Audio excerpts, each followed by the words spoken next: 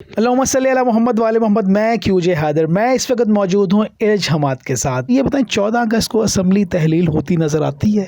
शहबाज शरीफ साहब ने कहा तो था कि हम असम्बलियाँ जो हैं वो डिज़ोल्व कर देंगे 14 अगस्त के बाद। तो देखते हैं कि क्या असम्बलियाँ तहलील होंगी या नहीं होंगी। देखते हैं कि किस तरफ बात जाती है, असम्बलियाँ तहलील होंगी या नहीं होंगी। तो असम्बलियाँ मुश्किल है, क्योंकि मैंने जैसा कि पहले भी मेंशन किया कि चीज़ें जो हैं वो ज़रा थोड़ी सी पीक पे आ रही हैं पाकिस्तानी सियासत के हवाले से। बिल्कुल, अगर मैं कहूँ कि 70% चांस ये भी है कि तहलील हो जाए और 30% जो है वो कितना पॉसिबल हो जाए कि तहलील ही ना हो।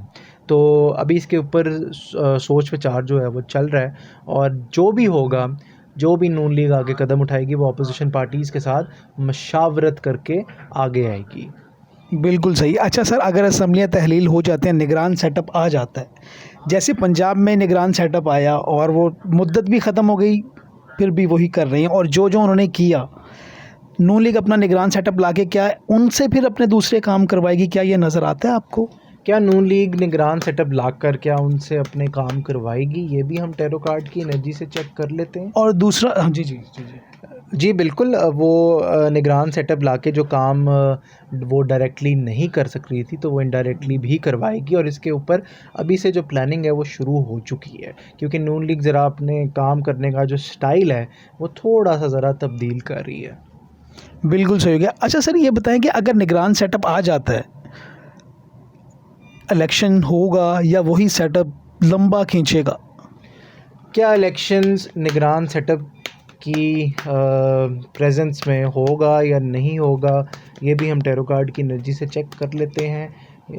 देखें, इलेक्शन तो होंगे, चाहे निगरान सेटअप आए या नहीं। उनकी निगरान सेटअप जो भी आएगा उसकी पूरी कोशिश होगी कि इलेक्शंस ज़रा और मुलतवी किए जाएं और ज़्यादा ज़रा डिले पैदा किया जाए। लेकिन इलेक्शंस जो हैं वो पाकिस्तान का डेमोक्रेटिक राइट है और आवाम का भी डेमोक्रेटिक राइट है। तो इलेक्शंस जो हैं, जो कार्ड्स की एनर्जी यहाँ पे कह रही है, इलेक्शंस तो होंगे, लेकिन थोड़े अरसे और टाइम बाद, 2023 में नहीं।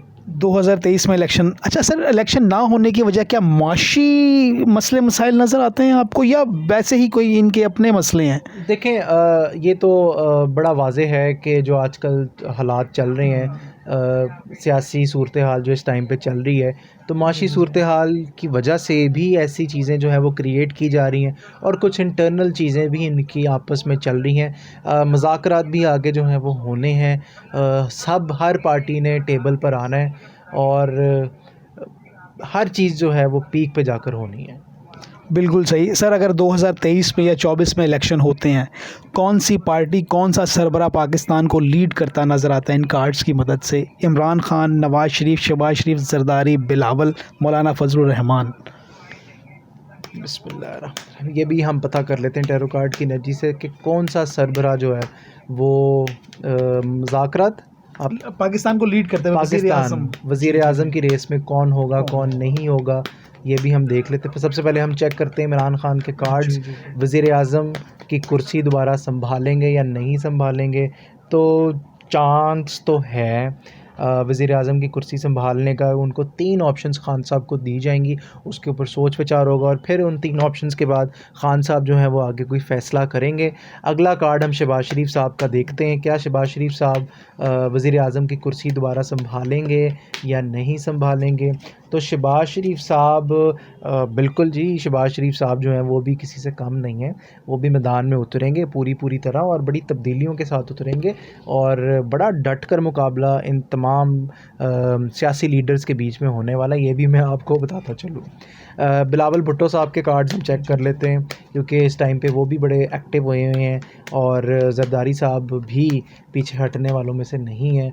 वो भी अपने बेटे को बड़ा प्रॉपरली ट्रेन कर रहे हैं। तो बिलावल भुट्टो साहब से उनके हम कार्ड्स चेक कर लेते हैं कि क्या वो वज़ीर आज़म बनेंगे या नहीं बनेंगे।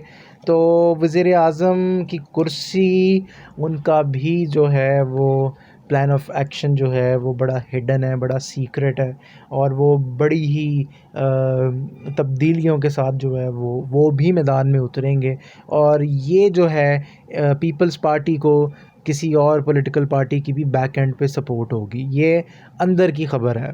जो यहाँ पे जो एनर्जी आ रही है, जो यहाँ पे कार्ड्स बता रहे हैं, तो पीपल्स पार्टी को भी किसी अंदर की पार्टी के साथ मिलकर सपोर्ट मिलेगी। सपोर्ट मिलेगी जी पीपल्स पार्टी को भी, जैसे नून लीग को सपोर्ट मिलती रही है सपोर्ट सबको, ठीक है। अवाम सर ये जानना चाहती है कि अवाम का कोई ऐसा कार्ड, ऐसी एनर्जी कि इन्हें भी मुश्किलात से निकलने का कोई मौका मिले। अवाम को देख लेते हैं जी कि रिलीफ आगे जाके मिलेगा या नहीं मिलेगा। अवाम की क्या पोजीशन रहेगी, पाकिस्तान की अवाम की क्या पोजीशन रहेगी आगे जाके। तो पाकिस्तान की अवाम इस टाइम पे बहुत ही मेजर तब्दीलियां जो हैं वो वाज़े तौर पे सामने आ रही हैं। बड़े बड़े चीज़ें जो हैं, बड़ी बड़ी चीज़ें जो हैं वो अनफोल्ड हो रही हैं, कुछ गिर रही हैं, कुछ उठ रही हैं। क्योंकि जो मेरे पास सेकंड कार्ड यहाँ पे मौजूद है, ये डेथ कार्ड है। अब डेथ कार्ड जो है ये ज़ाहिरी तौर पे डेथ नहीं होती, किसी की मौत नहीं होती, ये ट्रांसफॉर्मेशन का कार्ड होता है, ये तब्दीलियों का कार्ड होता है। क्योंकि जब तक चीज़ें बदलेंगी नहीं तो आपको अच्छे और बुरे का कैसे पता लगेगा, आपको चीज़ों की अवेयरनेस कैसे आएगी। तो ये कुदरत की तरफ से हो रहा है जो हो रहा है, और बस सब्र से आप काम लें, क्योंकि अल्लाह ताला कुरान पाक में कहते हैं कि सब्र और नमाज से काम लिया करो। तो आप भी अल्लाह ताला की बात को मानें, सब्र से आप काम लें और तहम्मुल होकर ज़रा बैठें, आराम से बैठें। आगे जाके अवाम के लिए बहुत सारी ऐसी रिलीफ पैकेजेस जो हैं वो आने हैं, और अवाम सुख का जो सांस है वो लेने वाली है बहुत जल्द इंशाल्लाह। बस 2-3 सवाल और हैं सर मेरे। सर उमर अता बंदयाल साहब बस जाने वाले हैं, तो जाते जाते क्या कोई बड़े फ़ैसले नज़र आते हैं उनके पाकिस्तान के हक़ में, अवाम के हक़ में? उमर अता बंदयाल साहब जो हैं वो कैसे फ़ैसले जो हैं वो पाकिस्तान के हक़ में करेंगे, ये भी हम टैरो कार्ड की एनर्जी से देख लेते हैं। तो बड़ी जी मेजर तब्दीलियाँ जो हैं बहस और मुबाहिसे के साथ और बड़ी गर्मा गर्मी के साथ वो करेंगे, और बड़े बड़े फ़ैसले जो हैं वो करके जाएंगे, क्योंकि उन्होंने ये ठान लिया है कि वो वही करेंगे जो उनके दिल में होगा और जो उनकी दिली ख्वाहिश होगी। क्योंकि जो सेकंड कार्ड मेरे पास यहाँ पे मौजूद है 9 ऑफ कप्स का, 9 ऑफ कप्स का जो कार्ड होता है वो ख्वाहिशात से भरा हुआ कार्ड होता है। और ये उन्होंने बड़ी देर का प्लान किया है कि जो मर्ज़ी जो लोग कह लें, मैंने वही करना है जो मुझे हक़ पे लगेगा और जो सच पे लगेगा। बड़ी बात। ये तो सर एक पेशन गोई साबित होती है आपकी, अगर देखा जाए तो ये पेशन गोई है एक। ये एनर्जी है जी टैरो कार्ड्स की, जिस टाइम पे एनर्जी कह रही है। और मैं आवाम को ये भी बताता चलूँ कि एनर्जी जो है वो बदलती भी रहती है, और एनर्जी बदलना या ना होना या होना ये अल्लाह ताला के हाथ में है। सर बहुत शुक्रिया आपका, thank you so much. Thank you. अल्लाह हाफ़िज़। अल्लाह हाफ़िज़।